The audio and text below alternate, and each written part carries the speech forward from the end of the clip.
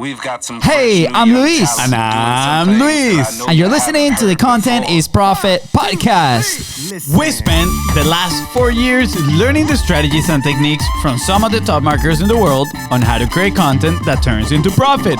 And today, we're bringing them to you so you can take action immediately and start creating real content momentum. If you'd like to learn more about how to turn your content into profit, go to contentisprofit.com. Oh, yeah. Have you ever wanted to learn from some of the brightest minds out there? Yes. Well, lucky you. Today, you get to do exactly that. And not just any bright mind. Today's guest was even recommended by the one and only Alex Sharfend. This is going to be mind-blowing. Not only that, today's guest be not like Spanish. Oh, we don't know yet. I'm talking about the language of relationships. But before establishing high-quality relationships, the other first fix the relationship with himself. Ooh. Oh, that is so That's like interesting. right down your alley, Fonzie. Yeah, I love that. So his motto, or at least what we think is his motto. Relationships beat algorithms. I was the one struggling with that word, but whatever. He is the 22-week New York Times bestseller, #1 health app of 2015 by Apple, tied the world record for standing box jump. Maybe we'll ask him a live demo at the end of the episode. Yep. And most importantly, he's a husband and father. Dude, I love that of the jump box. I think that's impressive, honestly. Yeah. So pumped up for this, guys. Please welcome relationship expert, host of the Mind of George podcast, and the one person you want to call when you can't reach for grandma's cookies up in the pantry, Mr. George Bryant. You can't reach for grandma's cookies. That was legit. Appreciate full, it, man. full honesty. Like right before we jumped on the stream, Fonzie's like, "Do you think is he gonna the gym?" I'm like, just throw it out there, and you did, George. You did, my man. We appreciate it. I mean, incredible, man. Thank you so much for joining us in today's episode. And we're extremely excited. I'm stoked to be here. Man. Awesome. Okay, let's go dive straight into the fire and all the goodness, because man, I can tell, like, we consume some of your content, right? My brother, he has been in your group, and all extremely positive things. So I can't wait to dive in. Those are a few things that we're gonna dive a little bit later, but I would like for you, George, to share a little bit of your story. You know, I heard a little bit of the background when you broke the internet with Alex on your episode, which was pure fire. But why don't you share with the audience a little bit? Who's George? What's your background, and why you do what you do now? Yeah, no, I love it. So I'll context this. I'll give everybody the shorter version, but I tell people I'm only successful because I'm stupid. So we'll start there, right? And I say that with like the biggest amount of love. And so one thing that I think is amazing to frame before I even answer this question is that at the end of the day, we're not in this alone, and we need to get really connected to the point that our story is what makes us valuable. It's what makes our content good. And we need to get out of this world of like, I have to put on my social media life, because all that does is create transactions and disconnection. And so like when I look back, you know, I grew up in a pretty broken home, drug abuse, physical abuse, sexual abuse. I was homeless, bullied, broken nose, broken teeth, the only white kid in my class. I mean, it was hell. Social services, emancipations, all of that stuff. And so for whatever reason, as a child, I didn't want to end up there. I didn't want to end up dead. I wanted something different, but I didn't know what to do. So I ran away to the Marine Corps. Like I was like, yeah, let's go from broken home to broken organization and go fight wars. That sounds fun. And so I forged my parents' signature. I'd struggled with bulimia and weight and body image, but I was rewarded for, you know, that resiliency in the Marine Corps. You know, I worked out like a fiend. I was addicted to that and like being the best at everything. And it gave me a home. It gave me a home to grow. I ended up spending 12 years in the Marine Corps on active duty, 3 combat deployments. Had some pretty horrific injuries, almost lost my legs in 2005. Ended up having 7 concussions in 3 years. I had traumatic brain injury, bleeding on my brain, fluid on my brain, and then struggled pretty hard with post-traumatic stress disorder, which happens when you lose that many Marines and you witness that level of death and destruction. And so when I was in Afghanistan in 2010, I was basically just sick and tired of being sick and tired, and I almost died. And And it really shifted something in me. And I was like, I really have to make a choice here because I'm just lying to myself. I'm too chicken shit to take my own life, but yet I'm just slowly dying every single day. And it was just like this come to Jesus talk with myself. And I was like, what am I going to do? And I was like, I don't know, but I need to do something different. So I was like, I'm going to teach myself how to cook.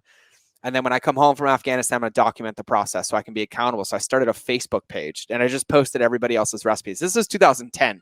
I had to make a fake college email to get a Facebook account, right? Like this was back in the day. Yeah. And so I just knew I didn't want to tell you or anybody else that I was bulimic as a Marine, tattooed with an 8-pack, competitive CrossFitter, and I'm purging in a porta potty in Afghanistan. But I was like, if I cook and I empower myself, but I document it online, I'm using the internet as my accountability. I can heal myself. I can do this. And so I just started posting. And after a couple months, people are like, hey, you should start a blog. I'm like, what's a blog?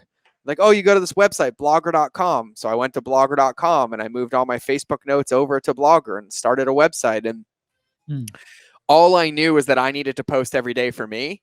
And I figured if I was posting and people were responding, I should probably respond to their questions and comments. And so I did. And that was kind of my rule from day one: social media, website, everything. And after about 8 months, somebody was like, hey, you have a lot of recipes. You should make an ebook. And I was like, what's an ebook? And they're like, oh, you just save everything on your website and then you send it to us. So I literally spent a week personally making all this. And then I sent it to them. And they're like, oh, we would have paid you. I'm like, why would you pay me? It's all on my website. And they're like, oh, because it's convenient and easy. You should upload it to this website called ClickBank. So I uploaded it to this website called ClickBank. And they're like, you should sell it. I said, for how much? And they're like, $27. So I did. And then I messaged them back. I said, nothing happened. And they're like, well, you have to tell people. I was like, well, who do I tell? And they're like, well, email your list, like my 300 people and my like 400 Facebook fans. And so I did. And I'll never forget it. I made my monthly salary on the first day and I made my yearly salary on the second day. Wow. And I had never done anything, never done marketing, never done website. All I did was listen to what they wanted. I gave it to them and then they paid me for it. It was like this novel concept of actually delivering value, and helping people. And so like no funnels, no anything. I made the document in a Word document and saved it as a PDF. Like that's how like archaic this was. That Word document went on to make 7 figures over the next 8 months. Wow. And so when the Marine Corps was like, hey, we're medically separating you after 12 years, I was like, cool, I have no idea what I'm doing, but let's go.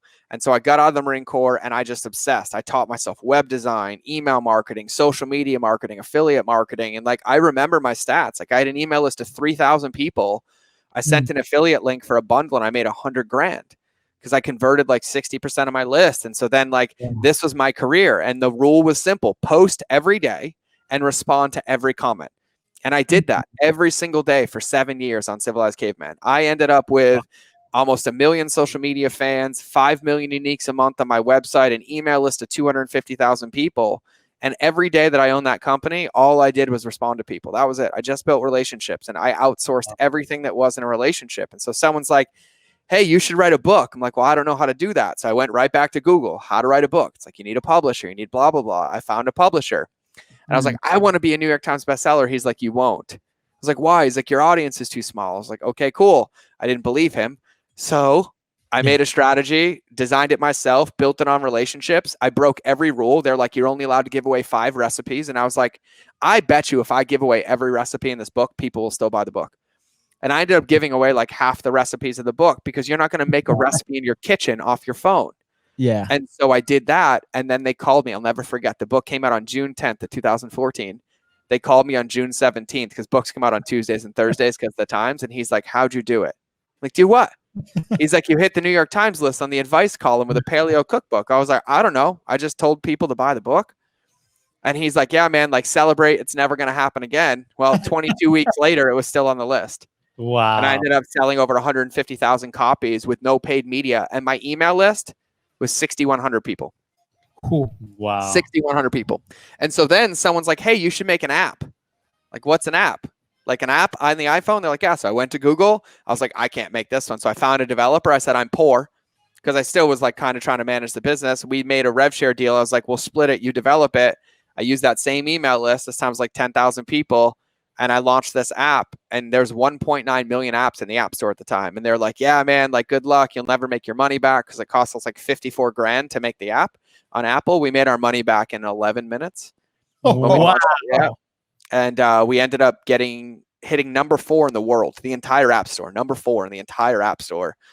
We ended up with like 3,000 5-star reviews in a month. And then we got featured by Apple as a top health app of 2015. Oh, once again, no paid media, no joint venture deals, like literally just raw relationships, content, and value, and asking people because I earned the right to ask. And so I ran that business for quite a long time and realized I hated cooking, went through like depression and PTSD, anxiety.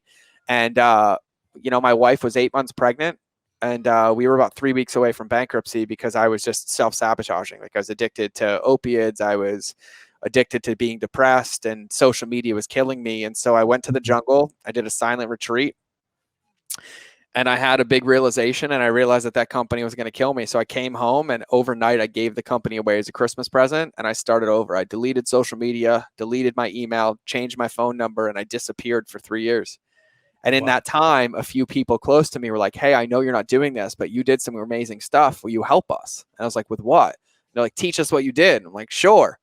And so I went and I started helping them, and I was teaching them what I was doing. And then I helped a couple people caught wind, and then people started calling. Men's Health called, Adidas called, Vital Proteins called, Onnit called, NBA teams called, influencers called, celebrities called. And I went behind the scenes for 3 years, and I helped over 300 companies hit 7, 8, 9 figures and 2 to the $1 billion range, and doing everything I was doing, but at scale. Like I spent $26 million on paid media in 1 month. I mean, I was doing things that like I never thought possible, and I still don't know why they'd let me play Monopoly with their money, but it was better than mine. So figured it out, made it to work, and everything, the core of what I did was based on the customer and the customer journey. And by doing it for other people, I really got to see why I was successful and how I did it. And it was a big thing that was missing in the industry and everything across the board. And so I went and I built my craft, and I built my model, and I built what I did through doing this for other people, and like having massive amounts of success, like 10xing companies. I remember I doubled a supplement company in 5 days with nothing but email. They went from doing 48 grand a day to 90 grand a day in 5 days. And all we did was change emails. And so it wasn't that I was the best copywriter or that I was the best of anything.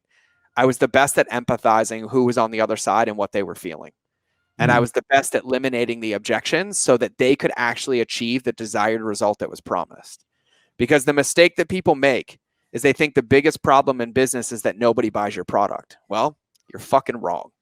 Because the worst thing that can happen is somebody buys your product and they don't use it, or it doesn't achieve the result. Because that creates an anti-marketing machine. And so I did this behind the scenes. Nobody knew it was me for a couple years. And then a few people caught wind. They're like, will you keynote here? Will you keynote here? And even Ryan Moran nicknamed me the Oz behind the curtain. And I didn't like it because I was like, oh, it's a little too egotistical. I'll just be the lighthouse, the relationship guy. And then my wife looked at me in the eyes one day and she's like, okay, you're talking too much. I miss you online. Start again because I can't handle all these words out of your mouth. Basically, I'm addicted to hearing myself talk because I love what I do. And so I created a job that I could do it. And I was like, I need to go help the world. I help these Fortune 50 companies, 500 companies, but my passion is entrepreneurs. Like my passion are you two. Like people that when you get it and you grow it, you change a multitude of lives that some Fortune 500 company would never do. They get bigger jets and bigger bottom lines. You change families. You give kids food. You reparent situations that I had to go through that will never have to happen again because of the ability for you to provide. And that's where my passion was. And so I was like, I need to come back. And so I basically made myself the Robinhood of marketing. These companies paid me 6 and 7 figures, and they let me learn all the lessons. And then literally a day later, I would turn around online and teach it to everybody in my Facebook group for free. Wow. And I was like, they're not going to get mad at me because they're flying in their private jets. And you're not going to get mad at me because you're getting everything that you need. They don't even know you exist because they're too egotistical to get on social media in the first place. And so I was like, I'm just like the Robin of Nottingham at this point with marketing. Like, let's go.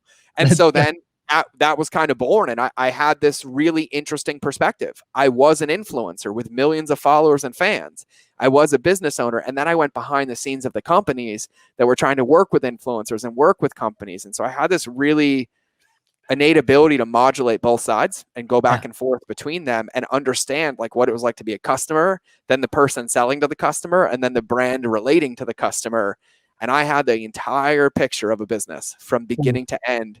And my biggest client was doing 14 billion a year. So I went from startup to 14 billion, and like I got to see it at scale. And so I took all that experience and I started teaching it and came up with my models and what I do. And really at the core of everything, relationships beat algorithms. And so what it gets to me now is that I get to give away what I needed as an entrepreneur. I get to help with what I wanted, and I get to teach people the right way to do this, because we used to take pride in what we do. We used to build businesses to run them, not sell them. Yes. Right. But now we build businesses that we hate so we can make money while transacting with the people that are supposed to build it. And it doesn't work, and it'll never work. And so we get to put the heart back into what it's here. And it's not some like altruistic, I'm woo-woo and esoteric. It's a, when was the last time we bought something, had an under-delivered service, and raved about how good it was? Never. When was the last time we bought something that we were tricked or scammed into buying 4 more of it, and we're like, oh yeah, I'm going to come back and buy more? And it's like the things that you chase also create the antithesis of what you're trying to build. And when we can really bring it into alignment and understand that relationships always beat algorithms, that a customer journey is not linear, it's progressive, it jumps piece by piece. And our job is to create a world in where people feel valuable or valued, whether they give us their credit card or not, right? And the one example I give, like Nike's slogan doesn't say just do it, only if you pay me. It doesn't say maybe do it if you feel like it. It's like, just do it. And like, can you imagine how successful Apple would be if you were only allowed in the store if you pre-purchased? Right? Like less than 10% of the people that go in that store in a day actually buy something. The rest come and touch it and touch it and touch it.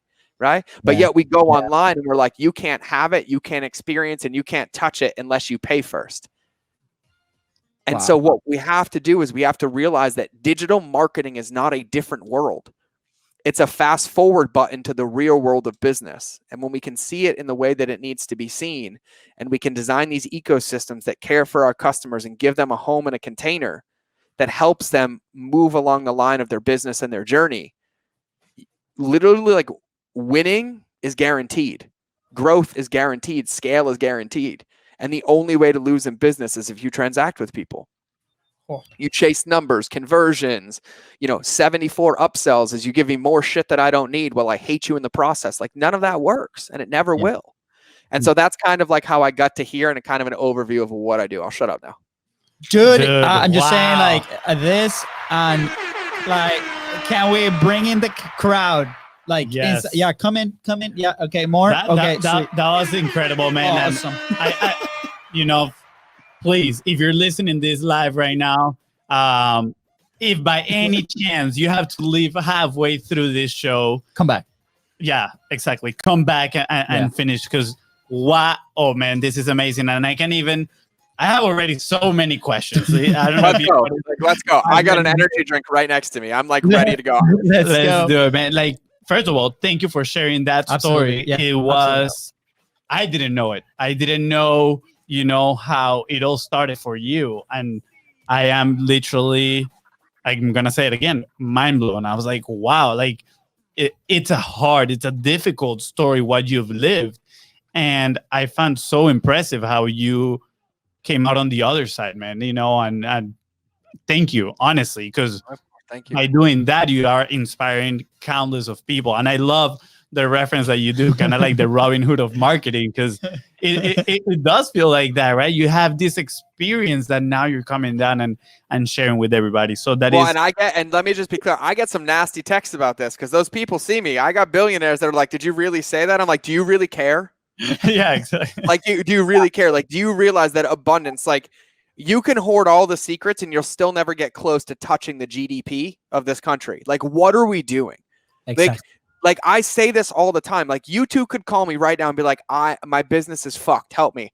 I would give you everything that I had for free in a hands down question, even if you were my quote unquote competitor, right? Because success is from collaboration, not competition. That's it.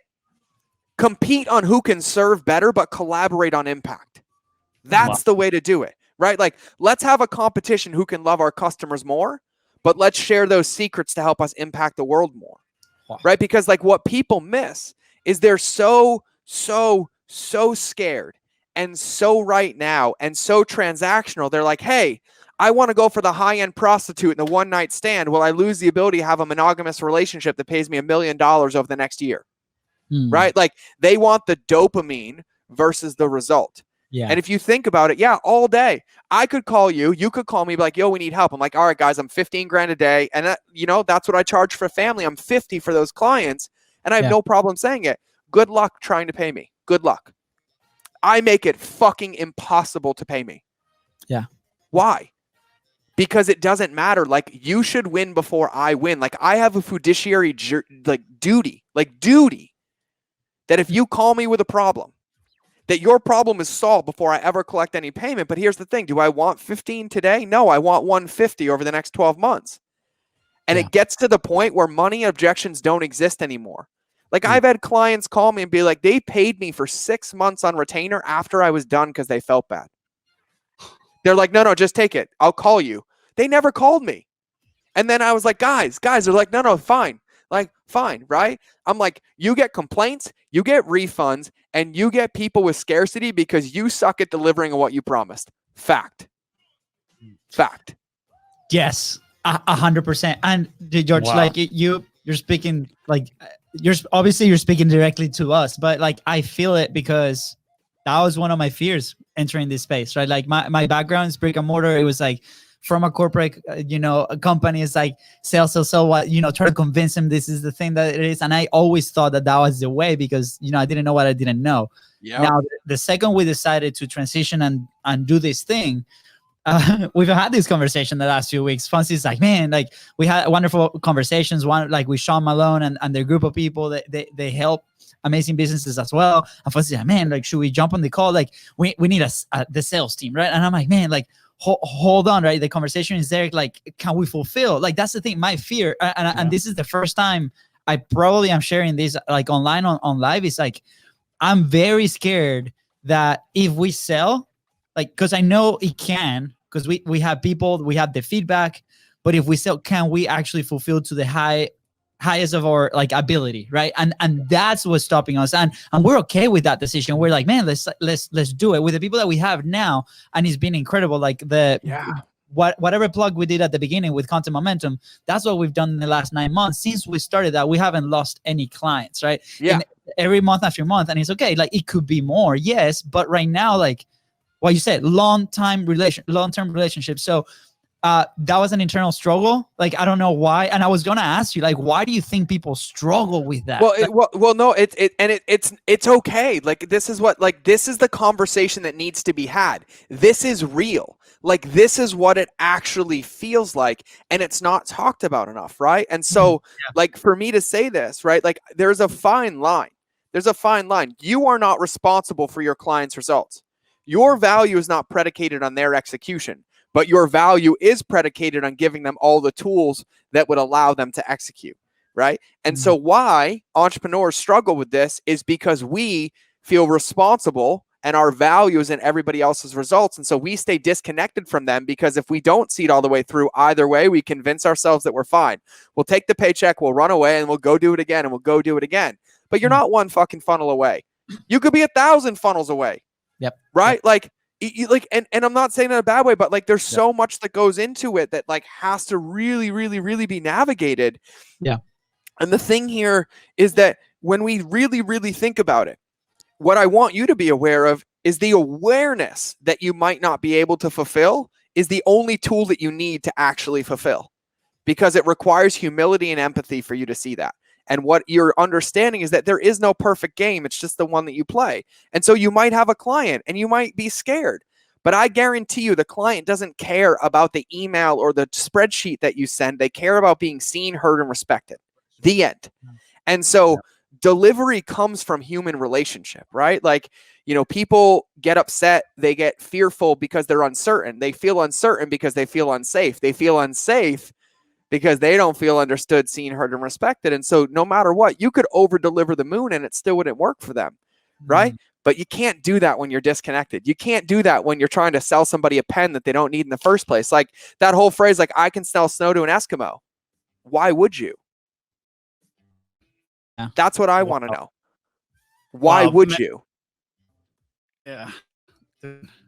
This is I'm We're gonna have to grab a squeegee and just like clean the brain that's behind the wall that just exploded from Fonzie's head. I'm definitely gonna re-listen to this multiple times, right? Yeah. And throughout this conversation, one question has keep coming to my mind, and it is, where do you learn the value of relationships? Because especially, I mean, you started in 2010, right, with your own business, but especially right now, there's a message, and I think it goes hand in hand with what you were talking right now, which is people are selling speed, right? For example, like, you can get this quickly. I'm not gonna, that was me. That's how I got sold into the space. I got sold with the one funnel away, right? Like we came into the space by buying the social media marketing agency from Ty Lopez, right? Yep. And his sales message at the moment was, this is the hottest trend. You're going to be able to make a lot of money, right?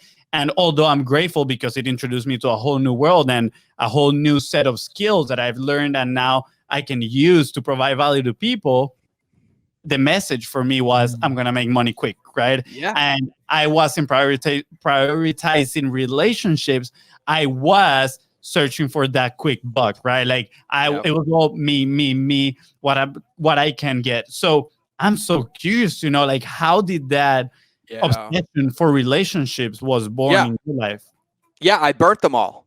That's how. I did it all the wrong way. I ended up almost dead and alone. My wife left me 3 times. I had no friends. I was told that people felt dead around me. I was narcissistic and sociopathic because all I was trying to do was make money. And so the one thing that I lied to myself and said I wanted every day, I want time with my family. I want time with my friends. Those people felt disgusting around me because I was doing it all the wrong ways, because I was hiding in the hustle of the business instead of being with what I really, really wanted.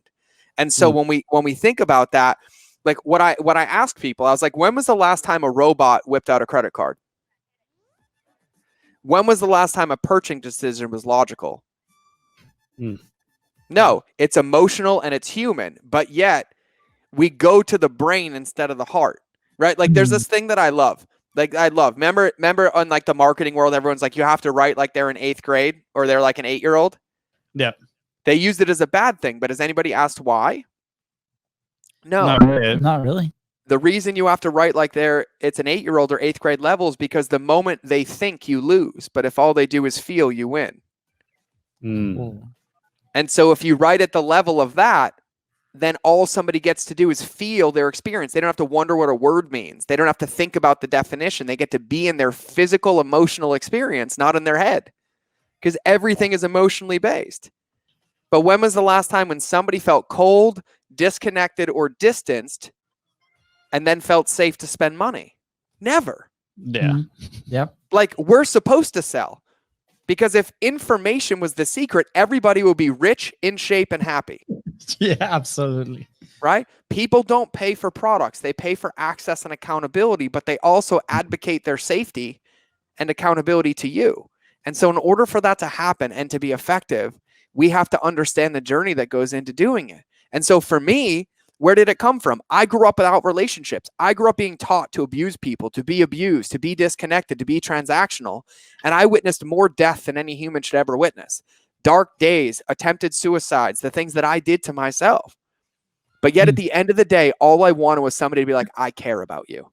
And you know what? Every time I did business the old way, every time I did it the transactional way, I'd hit 7 figures, then I'd lose it. I'd hit 6 figures, then I'd lose it. I'd hit 7 figures again, and I'd lose it.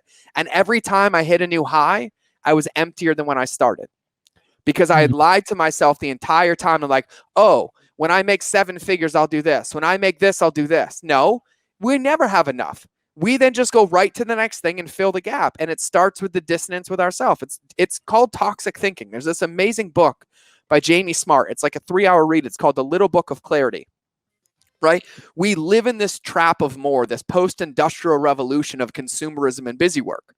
We wear busy work like a badge of honor. And Andy Frisella said it best. Busy work is a sign of mental weakness, distraction, and a lack of focus. You shouldn't try to be busy. You should try to be effective, right? And when it comes down to entrepreneurship, and I'm all for this because it got me fired up. I came in fired up about, making money and having the fast result. But then when I really checked in, I was like, am I using this as a new addiction? Am I using this to avoid being in my life, being in the results that I've created, being in what I've had? And because of that, it was never enough. And so I would chase the money, I would chase the fame, I would chase the relationships, I would chase the clout. But then it was never enough. The drug had to get bigger and bigger and bigger and bigger because it wasn't effective anymore. And then those times I was alone, what was I left with? Emptiness, worse than when I started. And so, you know, you have to start from the right place. Like the reason I use a lighthouse as an analogy is because it can't shine a light until it's been built. But that means you have to build yourself. You have to know why you do, and how you do it before you can ever guide somebody to shore. Yeah. And so I'm game for like advocating, you know, motivation. Like when some people are depressed, there's this really interesting theory, and I forgot the book that it's in, but you know, when some people are depressed and they're down, sometimes they'll advocate the feelings and the thinking to getting like yelled at, which is why boot camps are effective and, you know, hard coaching's effective, but it's not permanent.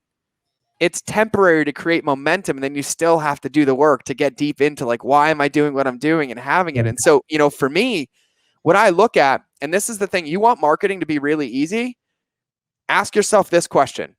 If my mother was on the other side of this post, if my grandmother was going through this funnel, if my son was reading this email, would I send it? I guarantee you'll double your business. Great filter. Wow. Like, because that's really what it is. Because it is. It's my fucking wife. It's my mother on the other side of your shitty funnel with 7 upsells I don't need because you're too insecure to actually serve me. So you're going to sell me hopes and dreams to pad your bank account for something you did a year ago, prey on you for you to have to learn a hard lesson and get you addicted to the next thing and the next thing and the next thing. Like, has nobody caught on yet that nobody actually gives you the fucking solution? They just tease you and then they tease you again and they tease you again. Why? Yeah. Because first, to give you the solution, they'd actually have to care and do it. And then they'd actually have to believe that when you solved that problem that you would pay it forward. But what they miss is that 93% of marketing is word of mouth. And the average consumer gives 8 to 10 brand recommendations or non-recommendations in a 60-second conversation. And by leaving you empty and leaving you unresolved and using the Zygarnik effect, it actually creates anxiety and tension in your body to where the only thing you can have is a negative interpretation. Wow, dude. So while Fonzie collects his thoughts and brain, I want to bring on the story. Like this is exactly what happened to us. Like when we first had the agency, right? We were working with several brick and mortars, right? And we had this meeting where, we're preaching content. We're preaching, hey, you guys gotta publish. Here's the way that you gotta publish. This is a very effective way, and blah blah blah, right? Like all the features. And this one guy turned around, he's like, "Where's your stuff?" Right? And we're like, "Oh, well, the true story is like and we thought the story was we didn't have time to do ourselves, but like it was gut punch. It was bad. Obviously, it was in front of these people. It was super like yearly payments for the entire thing, and we couldn't do business with them, right? Because of that thing. And then that was like, okay, that was like the moment where we're like, okay, how do we actually go through this path so then we can turn around and actually help people because we've been through it, right? We know how it feels. Like on the publishing side, we started with Facebook Lives every freaking day. Like the commitment was 45 days. It lasted 15 because business came. Because we were actually communicating with people, and it was like somebody that have seen the videos, and we met in person, and then we provided a solution, right? And then we did it again, and the same thing happens. And now that's exactly what happens with the podcast. It's like it's that commitment to consistency, and like we're going through it, right? And before the show, we chatted about like the tools and the tech, and I'm like, oh my god, like how do you run in these things? Because we've been there. Like for us, it's like how do we eliminate the friction so we can consistently deliver the content, the value that we can provide to go do that. Now, with your specific, like a few days back, Josh Forty and Russell Brunson, they were chatting about Atlas Shrugged. And there was a comment there with greed, how greed can be the seed, right? And you were just talking about this, like the money and like everything to like the seed to start something, right? Like because when we're born, like we have the greed for food, right? For all this stuff, and it gets us moving. And then there's a moment where that greed starts to change, like impact and value and stuff like that. Do you remember the specific moment where that happened to you? Yeah. Oh, yeah. Yeah. I'm gonna open that loop, and I'm gonna say one thing that I think is really important with what you said, because it's it can create a limiting belief in entrepreneurs, and I don't think it needs to, right? So when you said, like, when they said, where's yours, right? That's something that's common, right? But that's not an easy answer, and it's not one that's black or white, right? Yeah. So I'll ask you this question. Name me one Olympic gold medalist without a coach. Interesting. Name me one of their coaches with a gold medal. Probably not many. No, you don't have to have won gold or competed in the sport to know how to perform at the highest level. Love it. But what you have to know is that you're never the solution. And if you ever try to sell yourself as the solution, you've already lost the game. You're creating a codependent relationship. It's a modality. It's a process. It's something that, yes, you have to figure out and you have to solve, but you don't have to have actually done it or been there. You have to be in integrity about all of it. And it makes a big difference. Like my buddy, Jeff Spencer, he teaches the Champions Blueprint. He's a mentor of mine, a student of mine, a friend of mine. He's absolutely amazing. He's responsible for over 100 gold medals at the Olympics. He's competed at the Olympics 30 years ago, but he's all about getting up here. He can see and navigate spots. He was Tiger's coach and Lance Armstrong's coach and all these other people's coaches, right? And it's really, really important to understand. But the one thread that for some reason entrepreneurs are afraid to pull is the thread of authenticity. Yes. And when you look at somebody, and you guys could call me and be like, hey, listen, man, we're trying to figure this out. We're trying to figure this out. We want your help. I'm like, listen, this is what I charge. I've never solved this problem before, but I have all the tools and I'm 100% confident that I can. You want to pay me? And you're like, yeah, we're on the same field. You trust me because I'm honest with you. It's when we get into, why aren't you doing it? Oh, well, no, because we don't want to, because we want to help you. And that's what our strength is. Like, we don't want to be, but you have to pull that authenticity thread. You have to be in integrity. You can only trick your way in so many times before you believe your own lies, and eventually it crashes, right? Like the easiest way to be authentic is just to be yourself, because you get to a point where you can't remember it all. And like that thread is a big, big, big difference. And people are afraid to put emotion into business, but yet every decision that's made in business is made by a human being with emotion.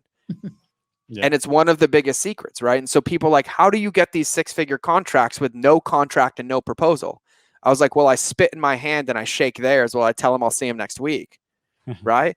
And I was like, but you missed the year that we've been talking and being friends, or the 5 years we've known each other, or the fact that in a 1-hour conversation, we felt like family. Yeah. I was like, because it's deeper than what's on paper. It's about being transformative and being connected. And like, it screwed me. I mean, I've had a company steal $500,000 from me, but I slept fine. I'm not the one who, I was like, well, my pillow's just as comfortable tonight. Thanks. Like, never doing business with you again. But like, that's it. Like, and then like, if somebody signs, I'm not gonna be like, oh, you should pay me. And no, but like, you can get really deep there. So to answer your question though, but I did want to hit that because I think it's really, really important. Yeah. To answer your question, my wife was 8 months pregnant. She told me she felt alone in the entire pregnancy. She said she was raising this child on her own, and she thought she was going to have to get a job because of how bad and how disconnected I was in everything that I was doing, and doing it for the wrong reasons and burning bridges. And so, yeah, I was literally a month away from having my child, almost had no money, was about to lose the house, and had created this situation 5 times over by transacting. And it was in that moment that I woke up and realized that I had to change everything that I was doing in order for me to even have a chance to create a sustainable result. And that was 4.5 years ago. And I'm still learning every single day. Every single day. Like, I don't, like, anybody listening to this or watching, I don't belong on a soapbox.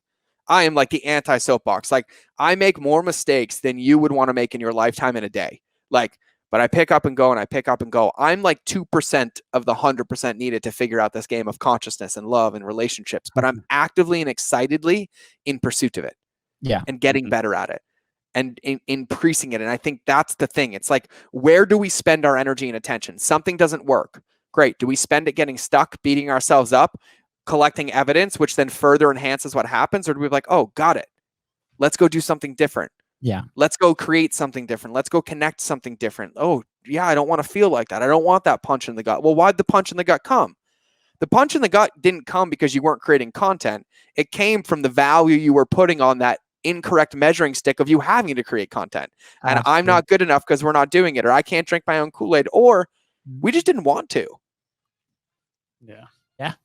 Right. And so like, that's the pursuit of it. So for me, that was the moment. And now I'm reminded daily, like I'm not above reproach. Like I have to work on my marriage every day. I have to work on my team culture. I have to work on all of it. Like I get so in the vision and so excited about a lot of this that like I have to be brought back to planet Earth. It's like, hey, dude, I know, but I really need you to write that email today. I really need you to record that ad.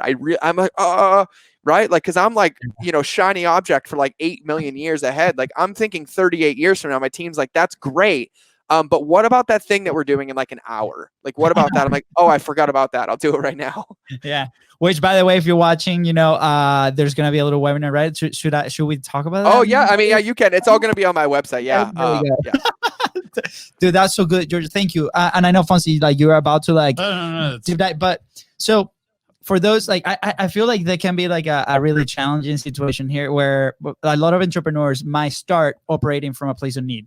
That's where we started, right? 1000%. So, and then we recently, I'll say, you know, we've been doing this for about 5 years, but like the last year where was the first time that we really felt that we were not operating from need, right? We're operating from a place of abundance, right? After getting a coach and after like, you know, making as many mistakes as we could, you know, as fast as we could, a lot of like mindset work, right? How can people recognize that sooner, right? Because like I feel like we went through a lot of pain. Do we have to go through that pain like for that amount of time, right? Like how, according to your experience and the people that you've helped, how do people transition, you know, from that place of need to that place of abundance, in order to make that impact? I think it starts with self-integrity, because I think entrepreneurship is laced with cognitive dissonance, right? We sell the Super Bowl championship, but yet we miss the 20 years of practice. Right. And we want that fast forward button. We want that dopamine, but we actually don't. So let me give you some guarantees. It's going to hurt. You're going to fail. Your ad account's going to get shut down. Your business is going to close. Somebody's going to steal from you. Something's not going to work. Your manufacturer's going to fuck it all up. Your team's going to quit. Somebody's going to extort money from you. The IRS is going to come out. It's all coming. Yeah. It's all coming.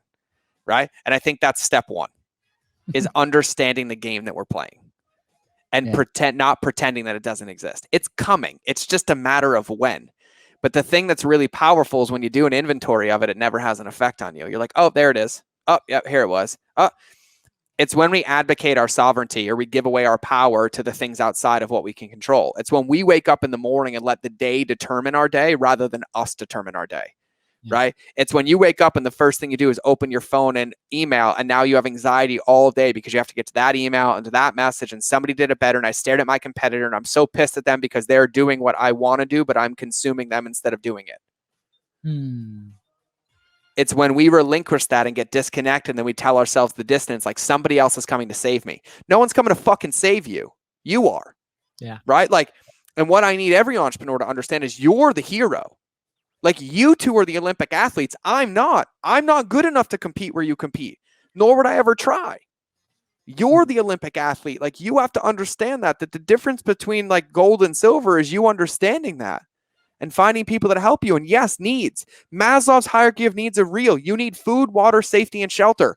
Non-negotiable. Physiologically, this has been proven. And so, yes, you can start from a place of need, but you can't create something different from that same place. Yeah.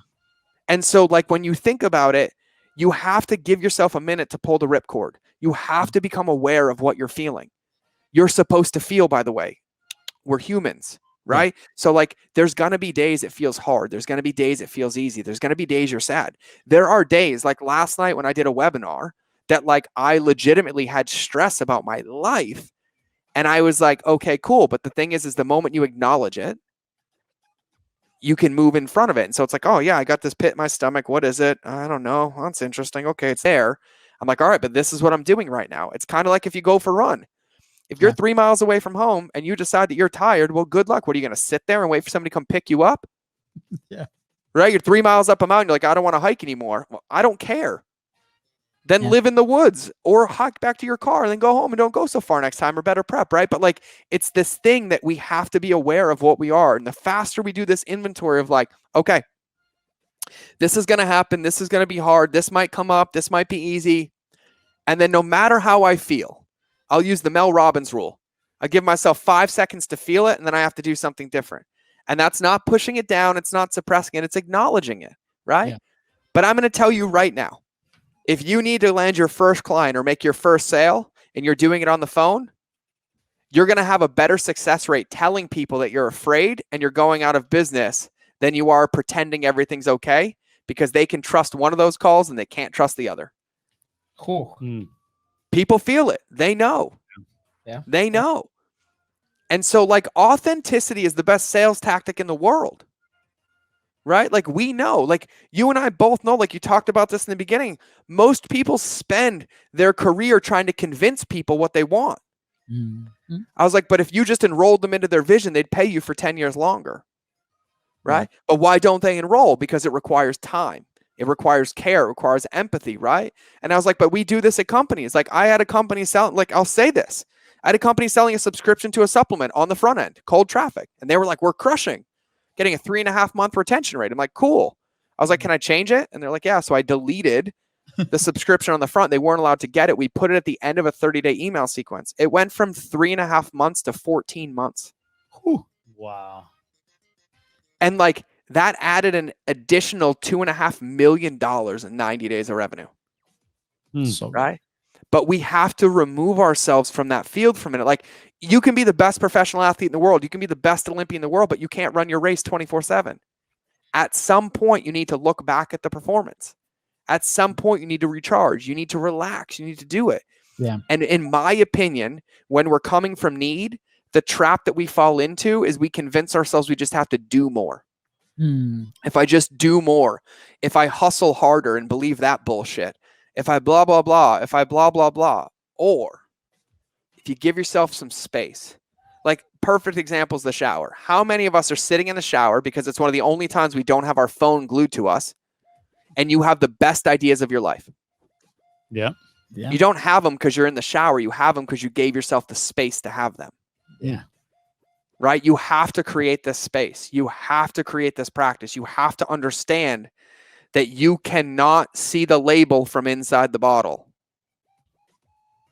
Wow. And so when you need to make an adjustment, and I hate sounding like a walking tweetable, like I feel like one right now, but like when you need to make an adjustment, you need to do the opposite of what got you into it. And you can't go do more. You have to think more and be more and look at the whole picture. And so, yeah, all of us started somewhere. Like I lost 2 companies in COVID. I lost almost 7 figures in 60 days. Like I lost $100,000 a month in recurring revenue. Like it hurt. It hurt bad. And you know what I did? I didn't sell shit. I launched a podcast. Like I lost multiple 6 figures a month. And I was like, what do I do when I'm running out of money? I was like, I don't know. Let's go help more people. Somehow magically it's all working again. Was it scary? Yes. Was it painful? Yes. Did I have to find new parts of myself? Yes. Did I have to be committed? Yes. Did I have to find the energy and the passion to record 96 podcasts for free before trying to sell anything? Yes. Did I create a different result that's permanent? Yeah. Did I launch a new mastermind? Yeah. Did we double one of our e-commerce businesses? Yeah. Do I have people calling me for consulting again? Yeah. Wow. And so like, I don't say this to be on top of a soapbox. I say this because I live this and I share where I am. Yeah. And we all have tools, all of us, whether it's space, whether it's support. Like, and you know, what's funny is like, here's the other one. I'll just be really frank. Stop fucking trying to do it alone. The end. How about that? How about name me one Olympian or one athlete or one team or one superstar or one celebrity that does it alone? So when you see these people drinking their own Kool-Aid and telling you you're doing it alone, just run away from their shit like they're a snake in the grass, because they are not going to point you in the right direction. Like that is not going to go well. It's a great filter. No, Be like, no, nobody does it alone. Nobody. Yeah. And that is not a badge of honor. Like we could look at like right now, I'm like, hey, name me 5 people close to you when you have a problem. And you won't be able to think of them because you're in the problem. If you take a step back, you're surrounded by solutions. You're surrounded by solutions. And let's look at entrepreneurship. Are we all here pretending that nobody has done business before, that nobody has sold commerce before, that nobody has run an agency before? And yet we're going to sit there and be like, I got to figure it out. I got to figure it out. I'm like, that's dumb. Make a phone call, pick up a book, call somebody who's done it before and be like, hey, I can't figure it out. Can you help me? It's all been solved before. We're just recreating businesses from 300 years ago, 200 years ago, and 100 years ago in a new medium. And then we wear this like a badge of honor of like, oh, I have to have all the answers. No, like Richard Branson doesn't own 13 separate billion-dollar companies because he runs it himself. He has 68 or 67 CEOs underneath him. Yeah. Yep. I don't know. That's like a soapbox thing, but I think it's so important because I felt like one of the reasons I struggled was because I thought I had to do it alone. Like my value came from doing it alone, right? Like we've had a hard season. I have 9 coaches in my corner right now, all for free. For free. And you want to know what I did? I asked for help. And they were like, yeah. I was like, well, I can't pay. They're like, you've been helping me for 4 years. And I was like, oh, they're like, thank God you let us help you. And I was like, oh, okay, cool. And like, I'm over here like getting coached every day, getting yelled at. I'm told to train. I'm told to recover. I'm told to put my phone away. I'm told to eat this, meditate this, ice bath this, say this, do this, try this, dress like this, stop working. Yeah. Like, and that's the thing. Yeah. That's it. Wow. Love the passion, love the authenticity. Like like you've been through it, and you know, we feel so identified with the podcast story. Not only that, like I can see, because a lot of people, you can see that they have a really good message, but that it doesn't come from a place of actually wanting to give to people, man. And I can see it in you. I found incredible how you have been able to literally, and I don't know if I'm using this word correctly, but like place your consciousness right into this place of abundance where you are just like willing to give to people and help them out and knowing that things are going to work out, right? Yes. And you know, where you put your attention is where your energy follows. And if you put your attention in problems, negativity, right, in what is the next thing I need to solve, you're just going to be surrounded like that, right? That's the thing we're feeding our body. And I can tell that you went from that space to now a space of how can I help the most people, right? Create the most impact. And I found it amazing, right? And I wanted to share it. One of my favorite stories that I've read recently is Malcolm X, actually. I read his book and I read it without expecting without any expectations, right? I was like, I've heard people quote this book a few times, talk about it, but you know where we come from Venezuela, and honestly, racism there is not a prominent topic, right? So when I came here, I was trying to educate myself. It was not. Yeah, it was not, and yeah, that's what I said. It was not a prominent topic. And so I started reading Malcolm X, and for me, the most impactful thing is the change that it happened to him, that he had as a person. Not only once, like it was multiple times, right? But when I started reading the book and I noticed that he was a hustler, right? He was in this life of like, he was a criminal. I was like, wait, what? Like, this is totally the wrong image that I have about this person. And then the way that he managed to turn himself into someone else, it took him going to jail so he could be still with himself and see inside of himself and actually come to the realization that it's like, wow, there's something more out there that I can do, right? So I found it incredible because right now we live in a hustle culture, right? People saying, hustle, go do it. You know, being an entrepreneur right now is like being a rapper, you know, a few years ago where people they all put in their Instagram profiles like, yeah, I'm an entrepreneur, I'm an investor, all that stuff, right? And like, I was a person. I will put in the entrepreneur on my freaking Instagram profile, but then you get to realize that okay, you need to connect with yourself. You need to look inside. What are you feeling, right? And most importantly, don't give your power away. And you said this actually a few minutes ago, but I think this is so important for people to listen, that you said disconnect yourself from the result that your client is having, because you're putting your power, you're literally giving them your power depending on what they do, right? You are providing them with the best tools and the best resources for them to obtain that result. But you still are in control of your own power. And it doesn't matter, right? Like whatever happened in the exterior world, you can live happily with knowing that you did the best on your ability, right, to help someone. And the fact that someone else had certain result shouldn't affect you. And I see it so much on people, right? And honestly, this is something that I started learning in the last few months, that I started, you know, like kind of like that process of self-discovery a little bit. And it was eye-opener. I was like, wow, like, my mood, my energy just doesn't depend on nobody else but myself. And I think we all know that, but it's just so difficult for some people to actually apply it. So how do you do that? How do you find that power within yourself, and how do you embrace that and start giving your power away? Well, I think it's the come from, right? So like the first thing is like, I'm not attached for my clients' results, but I care about my clients' results massively, right? Because like if they come back and they're like, this doesn't work, I'm not gonna be like, oh, I'm gonna keep your money. I'm like, no, let's make it work. Like, let's figure it out. There's lessons in there. There's everything for me, but it all still comes back to the come from, right? Like come from of abundance. Like, give me your feedback, help me improve, help me get better. Like I'm on this journey with you, right? The whole thing is like knowing who we are is not what the world tells us to be. It's who we choose to be. Like if you study non-duality, quantum physics, quantum mechanics, whatever, like I geek out about some of that stuff, but like really all we have is right now, like this call, this statement, and then it's gone. It's gone. It's gone. Right. But what we tend to do as entrepreneurs is we bring the past into the present. We're like, well, I'm so good because of what I did 5 years ago, 2 years ago, even yesterday. I'm like, but not really.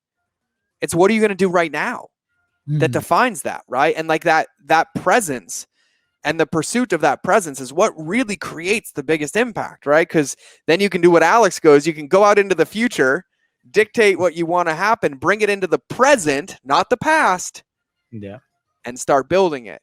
And it's like, am what I'm doing right now helping me build that? Am what I'm doing right now helping me build that? But all the time of like being attached to the results or being attached to what happened or beating myself up comes from looking at the past or creating an unrealistic measuring stick, but none of them revolve us being in the present.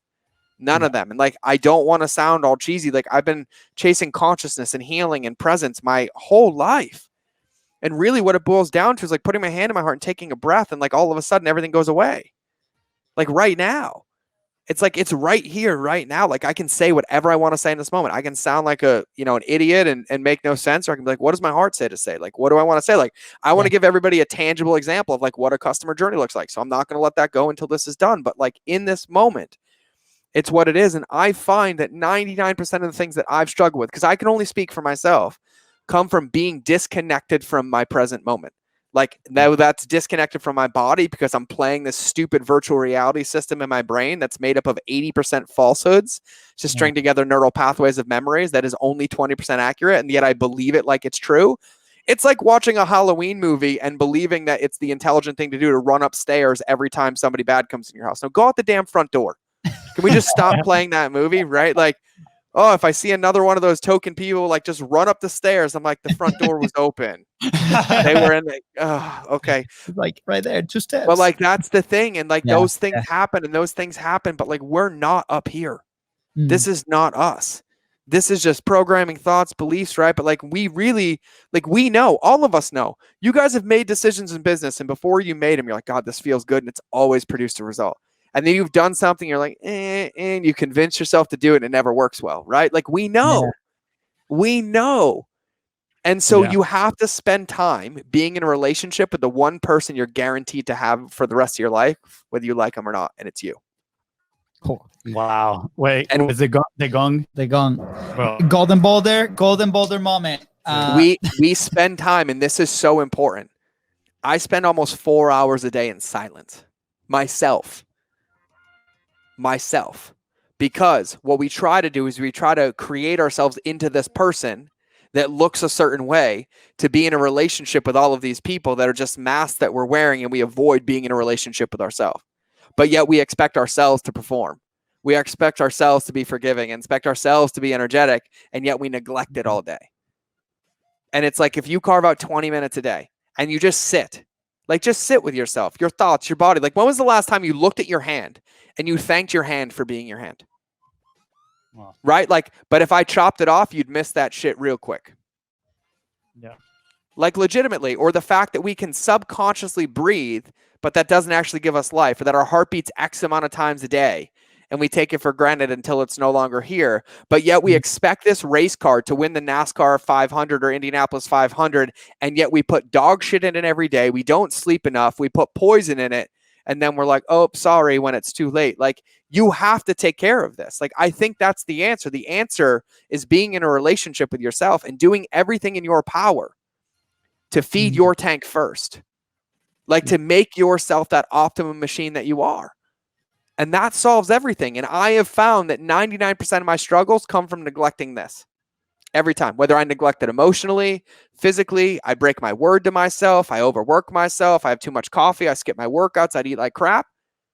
All directly correlates into my business. But you will be hard pressed to find a centimillionaire or a billionaire that's overweight, fat, depressed, and addicted to Netflix.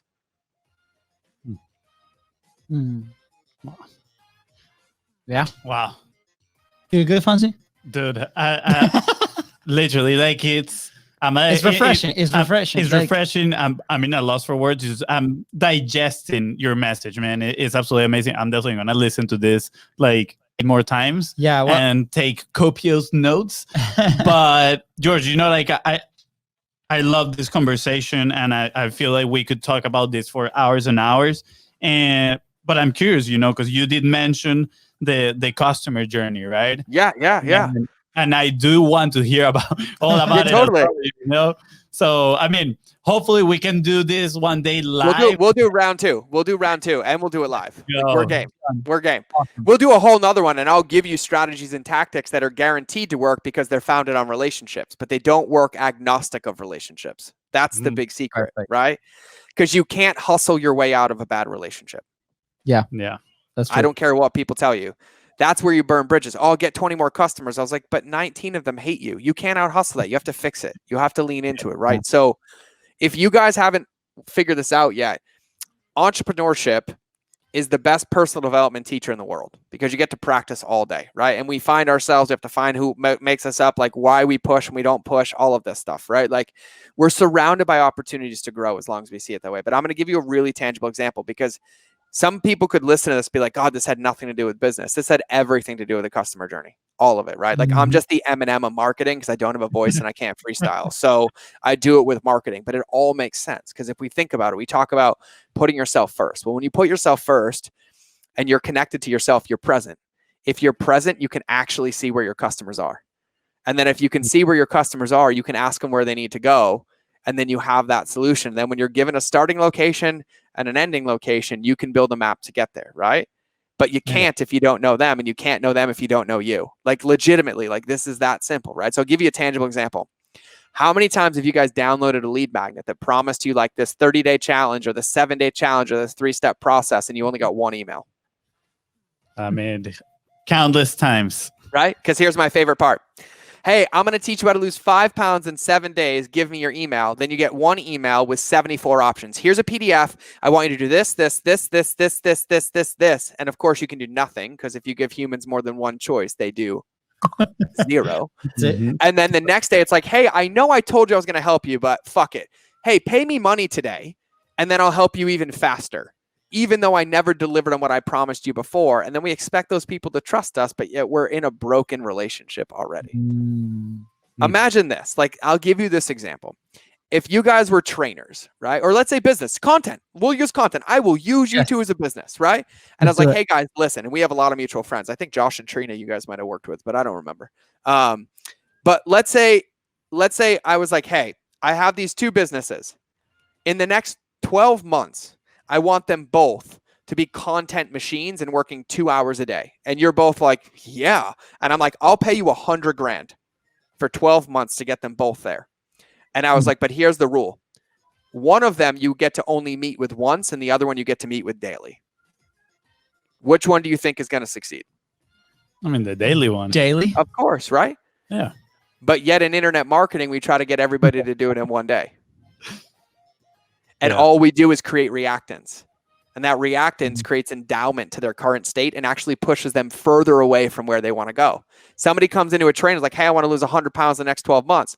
Here's your meal plan. Here's your nutrition. Here's your gym membership. Here's your supplements. Take pictures. I'll see you in 12 months. Or, hey, F all that. Hey, just be here at 7:15 tomorrow morning. Drink 16 ounces of water. We're going to go for a 10-minute walk. I guarantee you one of them works, and I guarantee you one of them doesn't. But yet we design customer journeys like scenario 1. You tell somebody that you're going to help them lose 5 pounds in 7 days. Well, if you help them, I'll 10x your income. So take that and understand that human beings need to be taken on a journey. Leadership is not saying something once. It's saying something as many times as required till the last person gets it. It's supposed to be repetitive. People are paying for access and accountability. See all these tiebacks? Here we go. Okay, I'm going to help you lose 7 pounds or 5 pounds in 7 days, right? So they opt in.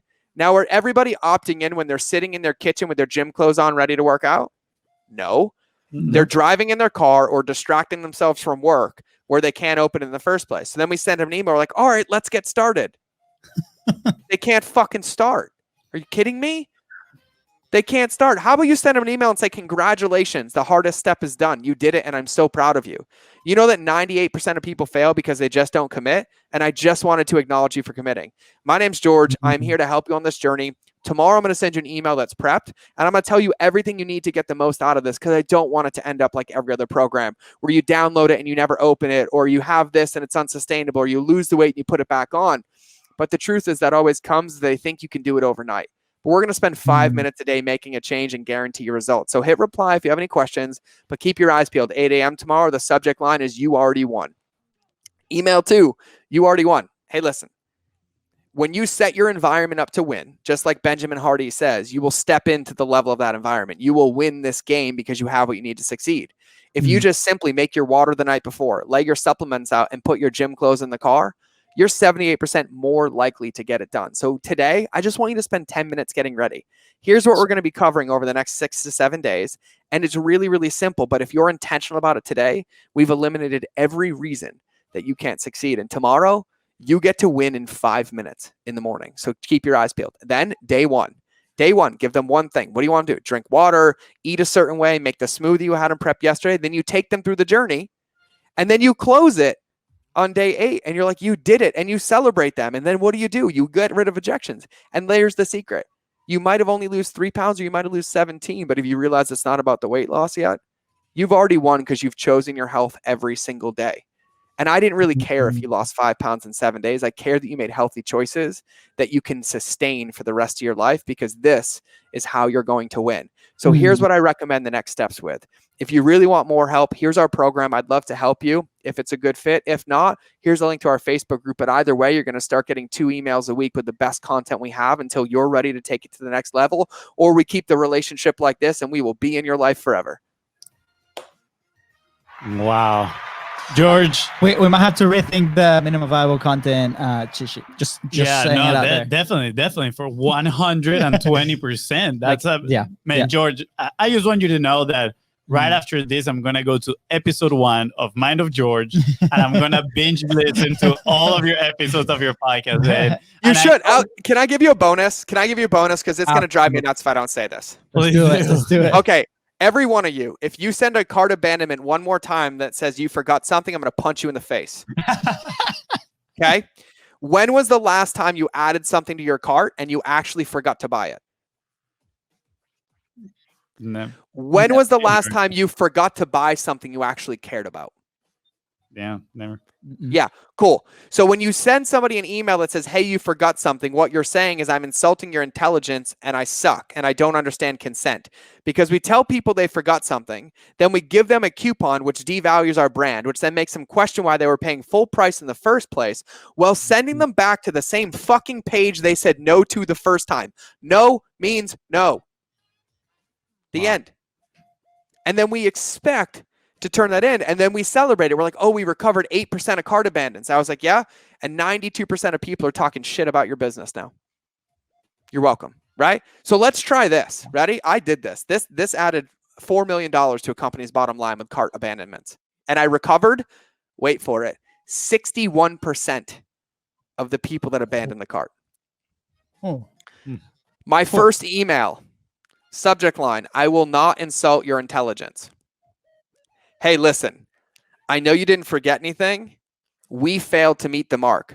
And for whatever reason, there was something missing from us in order for you to achieve blank, better health, more energy, whatever, right? And so there's one thing that I can never give back to you, which is time. And I don't want to waste yours. So as a thank you, I made a gift for you at the bottom of this email. It's a 15-page ebook with the best recipes to help you gain more energy on me.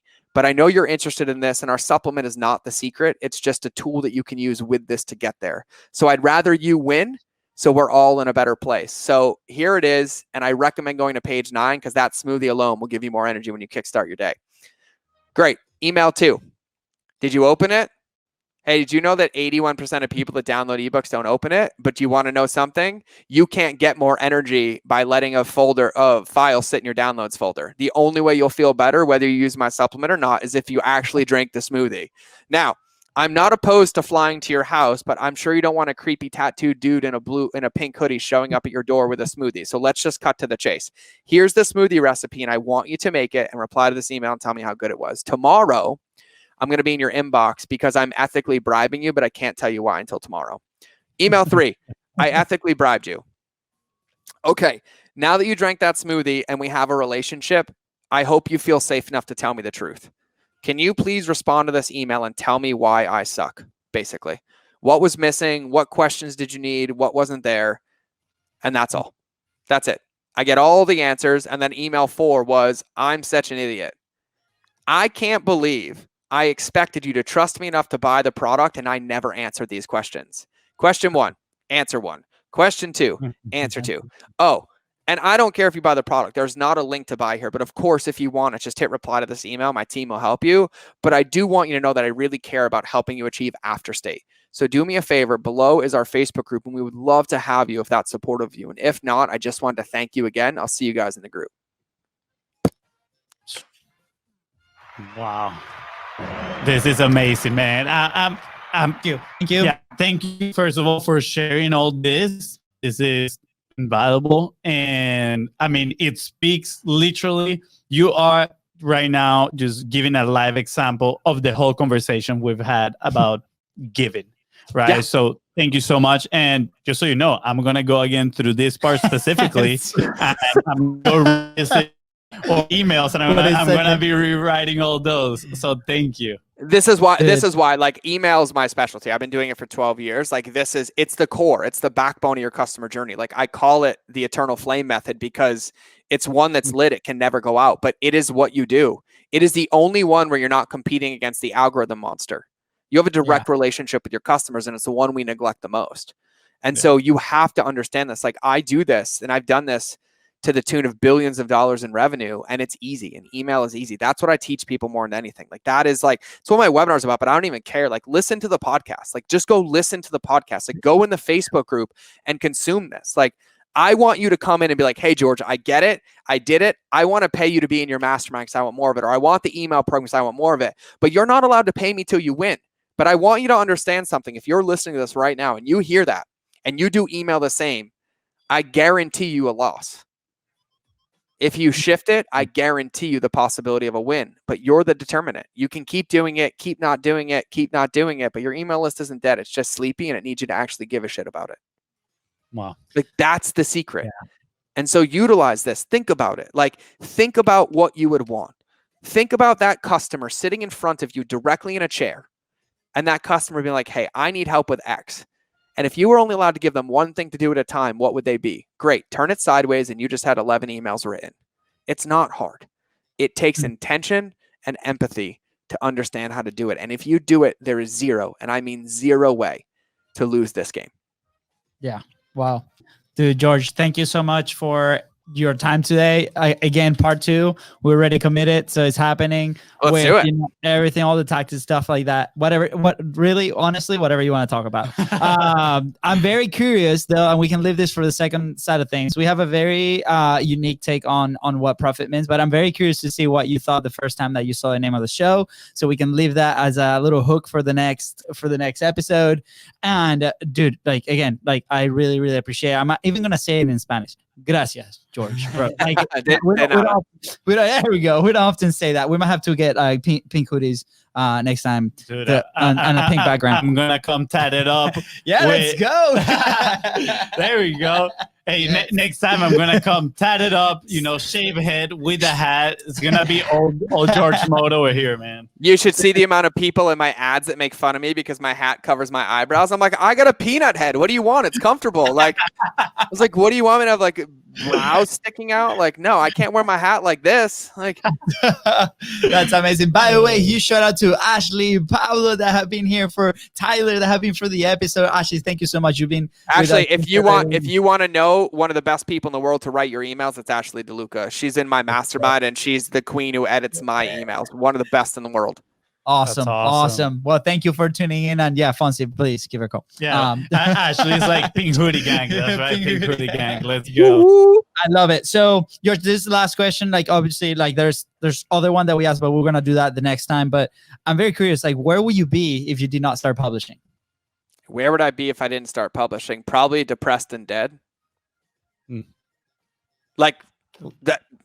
Yeah. Like, that's it. Like, here's the thing. There's an adage. You guys said this earlier. This is the one loop we didn't close. And you said it, Fonzie, about this, was talking about like getting unstuck and getting it. And there's this personal development adage that was taught to me by a teacher like 8 years ago, and it's never left me.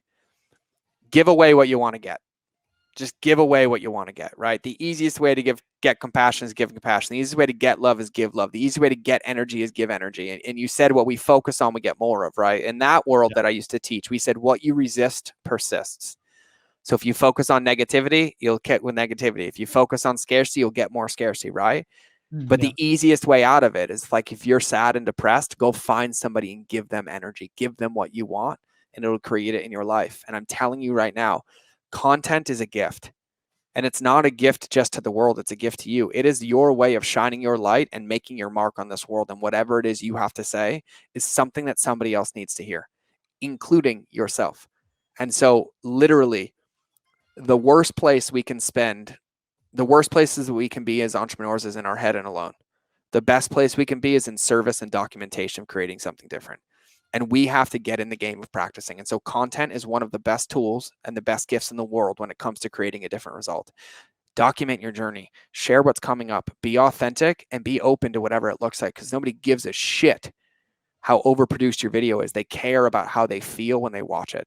And so you have an ability to do it. And I'll challenge all of you. I make my students, when they don't want to do this, I make them record audio messages to themselves. You really want to create content, start having to listen to your own voice. You'll create it for the world really quickly, because you realize it's a lot easier. Yeah. Awesome. It works. It works. So do it. Like, I couldn't believe more in what you guys do. It's amazing thing. George, give me 1 second, because when you said that phrase, give away what you want to get. Let me show you something real quick. While he comes back, we find, can people get with you? What's the easier way? Oh, yeah. So if at this point you like my level of crazy and the fact that I belong in a padded room, that's why I named my podcast the way that I did. It is the Mind of George show. It's my mind minus the straitjacket, undocumented, raw, and there to serve you. And so I make it really easy, whether you're watching this or listening to this. Everything is linked at mindofgeorge.com, MINDOFGEORGE. The podcast is everywhere that podcasts go. My ask of you, if you're listening to this and you're wondering what you do, take a chance on you. You can come hit 7 minutes of my crazy and be like, I'm out. You can come hit 8 minutes and be like, this dude's nuts. Maybe. You could also come pick something up that changes your life and business. And I promise that I will do everything in my power with my team to serve you to get to your next level. So all of it's at mindofgeorge.com. Awesome. We'll link it right in the description below on the content, everything. You guys are going to see those links in there. Thank you so much for tuning in. Fonzie, what do you have in your hand? I have this in front of my desk right there in front of my computer. Yeah, I'm going to flip it.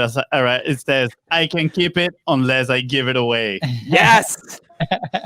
So when there's no better way. Man, that is so awesome. That's good. There's no better way to end the episode than that.